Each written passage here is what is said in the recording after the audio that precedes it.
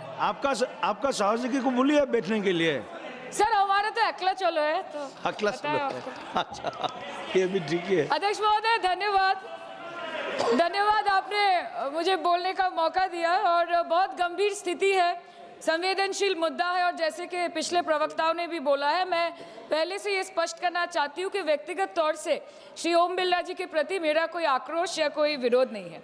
Sir, there is nothing which is driven out of personal grievance, but it's certainly our expectations of the honorable chair and the values and principles of fairness and impartiality with which it should be integral to its functioning. Sir, काफ़ी चर्चा already हो चुकी है, so now let us cut the long story short and come straight to the point. The problem, Speaker, sir, is that there is hardly any democracy left in this country, be it social, be it religious, be it electoral, be it political, or be it parliamentary. Or should I say that it is practiced only when it is most convenient to the ruling party. Sir, 2014 के पहले सदन कैसे चलता था उस पर मुझे ज़्यादा ज्ञान नहीं है क्योंकि मैं तब वहाँ थी नहीं. But in the past 2 years, I have seen ideologies being sidelined, opinions being crushed, and voices of the opposition being throttled in broad daylight in this country and within the four walls of this August House. हम दूसरों के हक के लिए क्या लड़े sir, जबकि विपक्ष के सांसदों को खुद अपने हक के लिए सदन में लड़ना पड़ रहा है.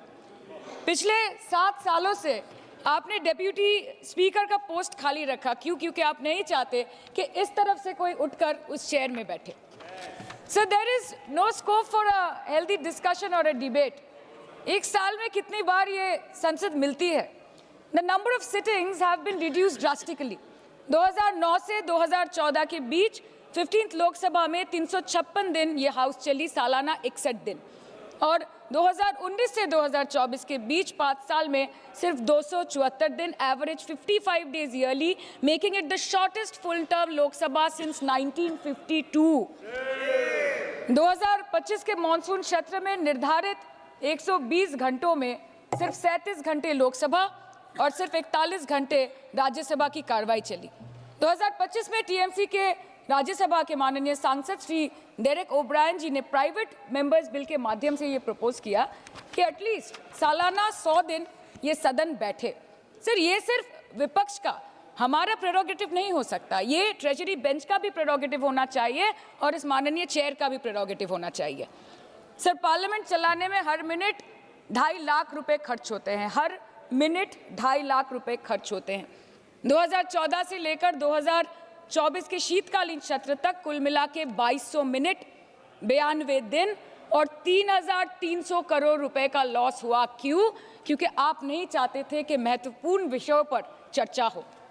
अध्यक्ष जी, ये चेयर का काम है निश्चित करना कि ये सदन चले. ये विपक्ष का काम है सवाल उठाना, और ये सत्ता पक्ष का काम है कि वो हर सवाल का जवाब हर उस इंसान को दे जिसके टैक्स के पैसे से ये सदन चलता है. परंतु ये बोलते हुए मुझे खेद है कि सरकार ने इस देश के पॉलिसी मेकिंग प्लेटफॉर्म को अपना एडवर्टाइजमेंट पोर्टल बना दिया है. And they are manipulating this honourable chair to silence the opposition and this august house to blow their own whistle, and they are trying to murder parliamentary democracy by rendering institutions toothless. Sir, CAG reports बनना बंद हो गई है. The number of CAG reports tabled in Parliament has reduced from 53 in 2015 to merely 18 reports in 2023. Public Accounts Committee का काम क्या है sir? अगर रिपोर्ट्स ही नहीं बनेंगी, टेबल्ड ही नहीं होगी, तो पब्लिक अकाउंट्स कमेटी में जाएंगे कैसे, स्क्रूटिनी भी कैसे होगी? How will the Parliament and the people of this country know about the irregularities, the wasteful spendings, inefficient contract management, and substandard project implementation taking place in this country every day in each department? You have completely eliminated the concept of transparency and accountability. The BJP government merged the 92-year-old independent railway budget with the union budget 2017. जब हमारी honourable CM माननीय ममता बनर्जी यहाँ की railway minister थी, तो तब पूरे देश के लोगों को अवगत करती थी कि रेलवे के क्षेत्र में इस देश के किस कोने में क्या काम हो रहा है. चाहे वो स्टेशन हो नए नए, या नए रेल हो, या फिर नए कितने सारे इंजन्स बने, कितने सारे रेलवे की गिनती बढ़ गई कोचेस की, सबको पता चलता था. और आज यूनियन बजट में रेलवे जैसे एक इम्पॉर्टेंट कमोडिटी जिसके साथ देश के 20 से 30 करोड़ लोग ऑन अ डेली बेसिस जुड़े हुए हैं, उसका शब्द, उसका नाम तक लिया नहीं जाता। आप ओवरनाइट रात के 12 बजे 1 बजे बिल्स लेकर आते हैं, और सामान्य बिल्स नहीं सर, बिल्स जो लोगों का वर्तमान और उनके भविष्य के साथ डायरेक्टली जुड़े हुए हैं। फार्म लॉज, वक़फ़, BNS, the Constitution 13th Amendment Bill 2025, which says removal of ministers on detention, changing Manrega to VBG Ramji, and you expect us to read, research, review and rise to speak on it within 12 hours of it being brought? Sir, these bills, these legislations require attention to detail. They need to be thoroughly researched. Sir हम करें भी तो करें क्या, जाए भी तो जाए कहाँ? आधे से ज्यादा बिल तो इस सदन में बिना चर्चे के पास हो जाता है। Sir, over the last 10 years, more than 67% of the budget has been guillotined. Between 2019 and 23, about 18% of the union budget was voted out on without discussion. In 2023, the entire union budget, and in 24-25, 89% of the budget was passed without discussion. एक साल चुप बैठने के बाद opposition के दबाव में आकर आप मणिपुर पे चर्चा करने पर मजबूर हुए, और किया भी तो कब? रात के 2 बजे जब देश सो रहा था। आप चाहते हैं कि हम ये सब देखें और इस सदन में चुप रहे। बंगाल के हक का 2 लाख करोड़ बाकी है। हर दिन कोई नया कमीशन, कोई नई एजेंसी आ जाती है राज्य सरकार और रूलिंग पार्टी को डिस्टर्ब करने। इलेक्शन कमीशन के बलबूते पर लाखों करोड़ों वोटरों का नाम काट रहे हैं आप, और आप बोलते हैं कि हम इस सदन में आवाज ना उठाएं, इसका विरोध ना करें। आज SIR के चलते पूरे देश में 150 से ऊपर लोगों की मौत हो गई। BLOs ने आत्महत्या कर ली। आम आदमी को चिंता से, डर से दिल का दौरा आ गया।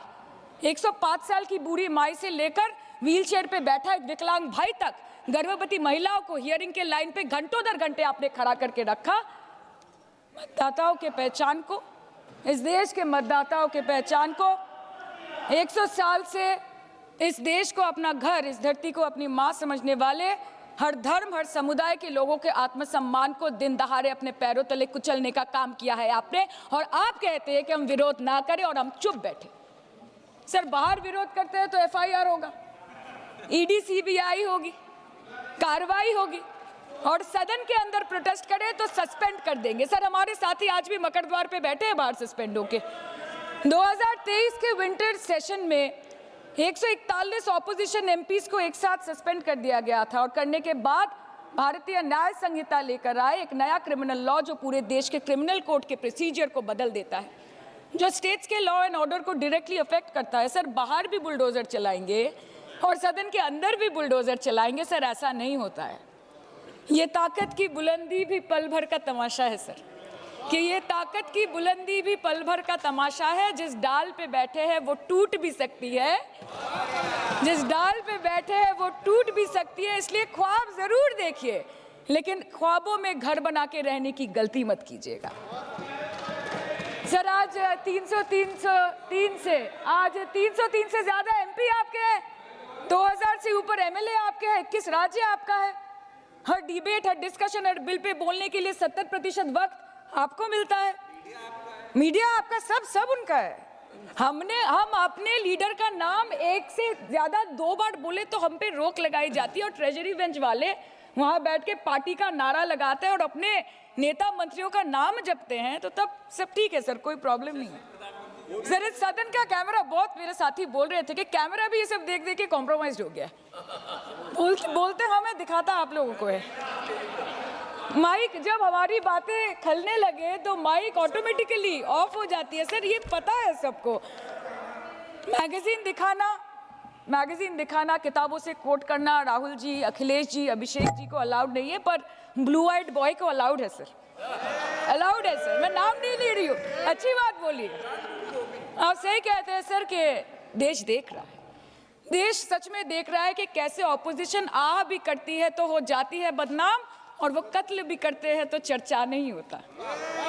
और हम मानते हैं कि LOP का सलाहकार कोई नहीं है सर, परंतु प्रधानमंत्री जी का सलाहकार बनके उनको सदन में आने से रोक दिया ये कहकर कि महिला सांसदों से उनको खतरा है। सर, आपने तो हमको देशवासियों के सामने आतंकवादी बना दिया, और जबकि असली आतंकवादी इस देश में साइकिल चला के घुस जाते हैं और पैदल वापस चले जाते हैं, आप उनको रोक नहीं पाते। भारत पे चीन का आग्रासन आप रोक नहीं पाते। भारत किससे तेल खरीदेगा, कितने दिनों के अंदर खरीदेगा, किससे दोस्ती निभाएगा, किससे दुश्मनी बरकरार रखेगा, कोई और देश का राष्ट्रपति हमें ट्विटर पे आके लेक्चर देता है, इंस्ट्रक्शन देता है, आप उसको रोक नहीं सकते। और सदन में हम सांसदों को रोक के you feed on your ego. Sir कृपया इतना भरोसा रखिए कि लड़ाई नीतियों की है, विचारों की है, आपके और हमारे परिवारों की नहीं, इस देश के लोगों के अधिकार की है। हाँ लड़ते हैं हम आपसे, हम लड़ते हैं आपसे, संविधान हाथ में लेके लड़ते हैं, हाथ में हमारे तलवार नहीं है सर। और सर ये देश के लोग समझ गए हैं कि आपको महत्वपूर्ण विषयों पर बात नहीं करनी है, थोड़ा विषय पर भी आइए, विषयों पर बात जो नहीं विषय करनी है सर के ऊपर चर्चा चल रहा है, सर पार्लियामेंट्री प्रोसीजर कभी ये विषय है ना सर। मुद्दे पर भी आना कीजिए, शुरू कीजिए, मुद्दे पर आइए, ठीक है। बेरोजगारी पे चर्चा नहीं करनी है, हाँ जी, शिक्षा पे नहीं करनी है, स्वास्थ्य पे नहीं करनी है, बजट पे नहीं करनी है, प्रदूषण, SIR, डिफेंस, विदेश नीति, नेशनल सिक्योरिटी पे नहीं करनी है, एप्स्टीन फाइल्स पे नहीं करनी है। मुद्दा है स्पीकर्स का रिमूवल, उसके ऊपर बोलिएगा। के सिर्फ वाह मोदी जी वाह करना है सर, कीजिए, पर आपसे विनती इतनी है कि डेमोक्रेसी को बचाइए और कृपया इस सदन को किसी पार्टी ऑफिस मत बनने दीजिए सर, यही दरख्वास्त है। क्योंकि ये सदन जैसे हमारे आदरणीय प्रधानमंत्री के लिए मंदिर है, वैसे हमारे लिए भी मंदिर है, और गणतंत्र हमारी पूजा है, संविधान हमारी गीता है। और इस मंदिर में बैठ के अगर कोई झूठ बोले और गीता पे हाथ रखे, कोई अन्याय करे, तो sir all India Trinamool Congress जो इस देश की 3rd लार्जेस्ट ऑपोजिशन है, that will surely not pander or surrender to your step motherly or should I say step fatherly attitude. अंत में अध्यक्ष महोदय मैं पुनः ये कहना चाहती हूँ कि ओम बिरला सर से व्यक्तिगत रूप से मुझे कोई भी विरोध नहीं है, और मुझे ये बुरा लग रहा है कहते हुए कि मैं पहली बार की सांसद हूँ और मेरे पहले टर्म में उनके विरोध में मुझे ये अविश्वास और अनास्था प्रस्ताव लाना पड़ रहा है। मैं चाहती हूँ कि उनकी चेहरे की हंसी सदैव बरकरार रहे, और इसी संदर्भ में मैं एक शेर कह के अपनी बात खत्म करना चाहती हूँ कि तू लाख बेवफा है मगर सर उठा के चल, कि तू लाख बेवफा है मगर सर उठा के चल, दिल रो पड़ेगा तुझे पशेमान देखकर। Thank you so much. Thank you. Honourable members E.T. Mohammad Basheer ji. Sir, thank you very much. Sir, I wholeheartedly support this resolution. Sir, stalwarts of Indian parliamentary democracy who held the office of Speaker did so with neutrality, authority, and deep respect for parliamentary conventions, thereby upholding the dignity of the House and strengthening the credibility of our democratic institution. It's a fact. So they have made milestones in the history of our parliamentary system. So Pandit Jawaharlal Nehru, he said, the Speaker represents the House, the dignity and its freedom. Therefore, upholding the dignity of the Speaker is synonymous with upholding the dignity of the Parliament and the nation. So similarly, even Atal Bihari Vajpayee, our former Prime Minister, he also said, government will come and go. Parties are born and parties die. But this nation must remain and its democracy must remain. There's a noble word said. So similarly, first speaker, G.V. Mahavalinkar, our architect of Indian Constitution, Dr. Vijay Ambedkar, constitutional jurist, Nani Palkiwala, and all these kind of feminine personalities have said the same thing, the nobility and the sanctity of the speaker, all these things. But what we have witnessed here, sir, my learned friend Mr. Venu was explaining it in a beautiful manner. I congratulate him for such a marvelous performance. He said many things. I don't know how to add many things in that. In the budget session, what we have seen, sir, opposition was denied the justice. They were in a very, very difficult situation. In the parliamentary democracy, we have never witnessed this kind of cruelty. That is what I want to say, sir. Opposition leader was denied the freedom of expression. Freedom of expression was denied to whom? The parliamentary, the most eminent person. Opposition leader is an integrated part of the system. So you have denied justice to him. Several of members, they were suspended like anything. People elected through the proper method, they were thrown out from the parliament, that also is a condemnable kind of thing, I would like to say. Remarks about the opposition leader and other former prime ministers, how bad it was, sir. Because it was destroying the culture of the Parliament House. You said in such a way, that kind of things happened here. We all know that. Then, you are dictating terms to us. When we are speaking, or opposition is speaking, you say this only. It means that you are dictating us. You are misusing the power in your hand. That also is happening in this. Then, forcefully silenced. Opposition were silenced forcefully. The liberty of speaking in the House was denied to them. That kind of thing is going on. I believe that all these kind of things are not done by the Speaker alone. It is with the support and blessing of the ruling party. They are doing in such a way. There is every reason to believe that government is using this kind of partisan kind of attitude. They were strictly, what is happening there? The sanctity of the House is crumbled here. We all know that. Lawmaking in Indian Parliament has been downgraded like anything. And introspection, I would like to say, sir, and introspection is very much required here. In the best interest of the parliamentary democracy, government made lawmaking a mockery. Laws are made for what? For their political interest only. This House is having a glorious tradition of good lawmaking. Unfortunately, that also he has spoiled. Similarly, sir, we have made the largest number of anti-secular legislations. This government's cruel hobby is that, to make law according to their desire, their political interest. That kind of legislations are taking place. I appeal that we must have a retrospection. We must keep our tradition in that way also, sir. BJP haven't gone ruled the states. In different states in India, what is happening, sir?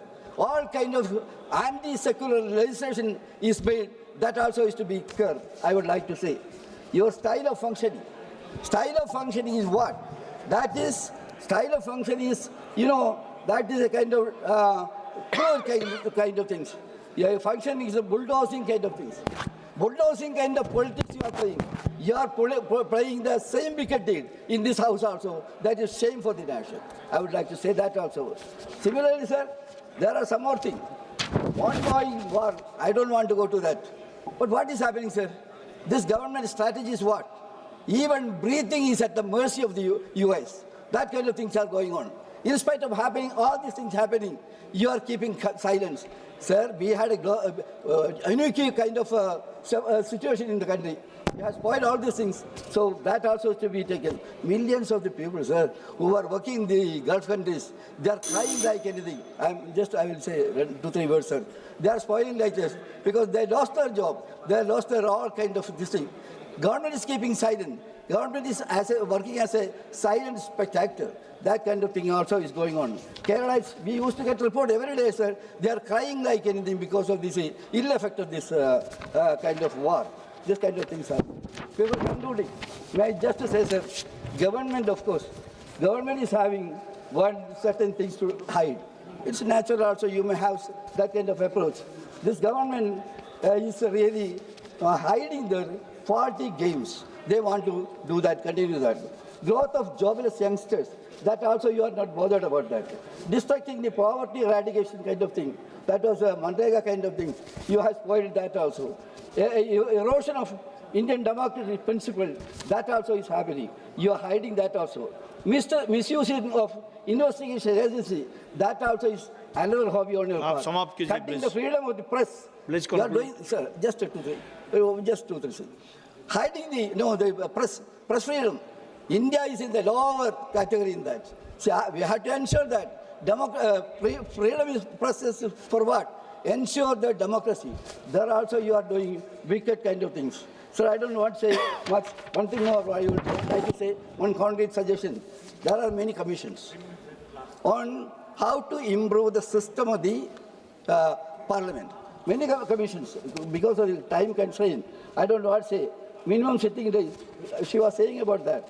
Similarly, revamping of parliamentary committees. Okay. Similarly, yes, sir. Please conclude. That kind of thing. So what I'm saying is, when we are discussing all these things, we must have a loud thinking on how to improve the system of the House. That is a very important thing. With this suggestion, sir, thank you very much once again. I conclude. Thank you very much. धन्यवाद। माननीय सदस्य श्री अनुराग ठाकुर जी।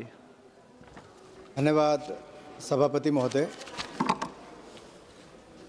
मैं अपनी party का आभार प्रकट करता हूं कि जिन्होंने मुझे इस रेजोल्यूशन के खिलाफ बोलने का अवसर दिया है, क्योंकि पिछले 12 वर्षों में विपक्ष ने जिस तरह से देश के संविधान, लोकतांत्रिक व्यवस्था, संवैधानिक संस्थाओं के खिलाफ एक षड्यंत्र रचने का काम किया है, बदनाम करने का काम किया है, अपमानित करने का काम किया है, किसी छिपा नहीं है।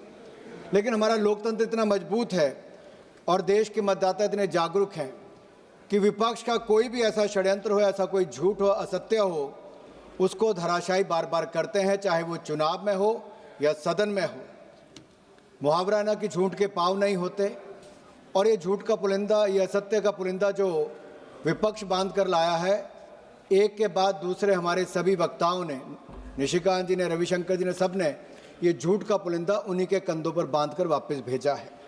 यही नहीं, आज पूरा सदन माननीय स्पीकर ओम बिरला जी के साथ खड़ा है, और आप जितने भी भाषण अभी तक देखेंगे, सब ने कहा है कि वो ओम बिरला जी की सराहना करते हैं, उनके व्यवहार से संतुष्ट हैं, उन्होंने उनको बोलने का मौका दिया, चाहे वो कांग्रेस का था, समाजवादी पार्टी का था, तृणमूल का था, किसी भी दल का था, हर किसी ने आज ओम बिरला जी के पक्ष में कहा है कि उनको बोलने का अवसर दिया गया।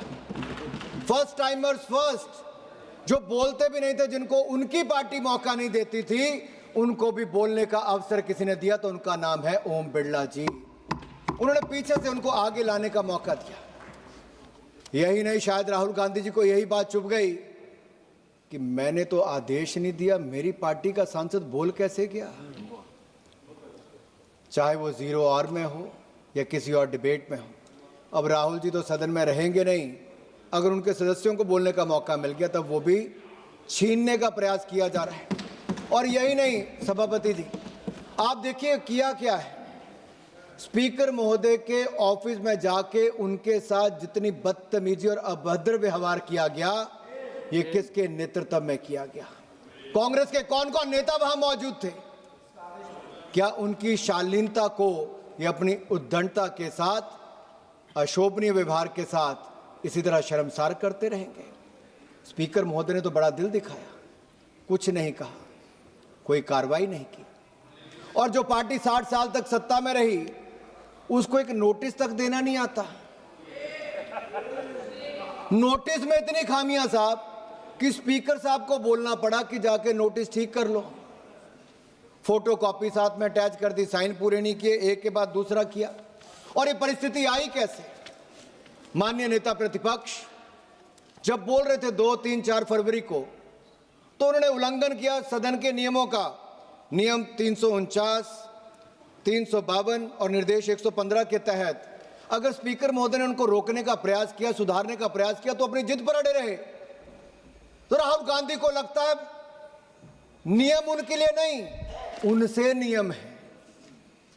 एक परिवार अपने आप को देश के लोकतंत्र से ऊपर समझता है, देश के संविधान से ऊपर समझता है, और इस सदन के नियम कानून प्रोसीजर से ऊपर समझता है। उस पे आप और मैं क्या कर लेंगे। और इनके इतिहास में जाएंगे तो आपको समझ आएगा कि इन लोगों ने आज तक किया क्या है।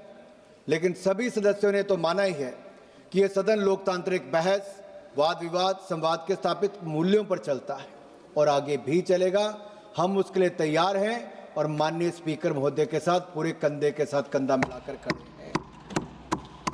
पंडित नेहरू जी ने इस सदन में क्या कहा, 1954 में, 1966 में क्या कहा, और फिर 1987 में राजीव गांधी जी ने क्या कहा, वो श्रीमान राहुल गांधी जी और प्रियंका गांधी जी को तो जरूर पढ़ना चाहिए, क्योंकि उनकी पार्टी के नेता और इस देश के पूर्व प्रधानमंत्रियों ने क्या स्टैंड इस पे लिया था। छोटा मन और लोकतंत्र को शर्मसार करने की बात कही, तो आज ये वही लोग ये कर रहे हैं। मैं एक बात कहना चाहता हूं, कुछ लोग इस सदन के अंदर आते हैं तो -CCC आते हैं। ना सिविक सेंस है, ना कॉमन सेंस है और ना कॉन्स्टिट्यूशनल सेंस है। उनको तो आकर केवल उत्पात मचाना है। पॉकेट में हाथ देके आते हैं। और आप ठीक कहा आपने निशिकांत, आप देखिए हम लोग जब लोकसभा के सांसद बने हमें बताया गया कि सदन के अंदर आपका व्यवहार क्या होना चाहिए। कोई स्पीकर बोलता तो आगे पीछे जाना नहीं है, कहीं पे खड़ा नहीं होना, गैलरी को रोकना नहीं है और जेब में हाथ डाल के नहीं चलना है। लेकिन वो सारे के सारे नियमों को तोड़ने का काम आज एक व्यक्ति करता है, वो लीडर ऑफ प्रोपेगेंडा है, क्योंकि उनको तो न्यूज में रहना है। ये फोमो गांधी जो है ना, फोमो गांधी, ये फोमो गांधी, फोमो मतलब फियर ऑफ मिसिंग आउट। इनको डर लगता है कि मैं हेडलाइन से हट ना जाऊं।